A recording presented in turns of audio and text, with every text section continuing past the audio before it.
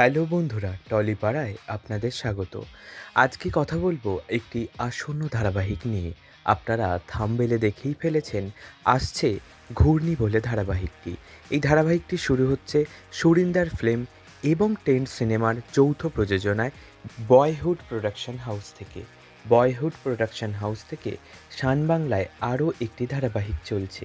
তবে এই ধারাবাহিকের নায়ক নায়িকা কে হচ্ছে? শোনা যাচ্ছে এই ধারাবাহিকের নায়কের ভূমিকায় থাকছে নীল ভট্টাচারিয়া এবং নায়িকার ভূমিকায় থাকছে আপনাদের অনেকের প্রিয় পদ্ম মানে রেশমি অভিনেত্রী, যাকে আপনারা গীতা এলএলবিতে পদ্মের চরিত্রে দেখেছেন।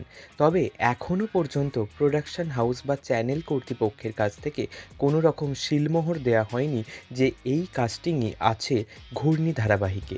তো এই কাস্টিং যদি ঘূর্ণি ধারাবাহিকে আপনারা পান, তাহলে আপনারা কতটা খুশি হবেন আমাদেরকে কমেন্ট করে জানান। আপনাদের কমেন্ট এবং ভালোবাসা আমরা প্রোডাকশন হাউস বা চ্যানেলের কাছে পৌঁছে দেব। এই ধরনের আপডেট পাওয়ার জন্য আমাদের চ্যানেলটি সাবস্ক্রাইব করুন এবং দেখতে থাকুন, শুনতে থাকুন টলিপাড়া।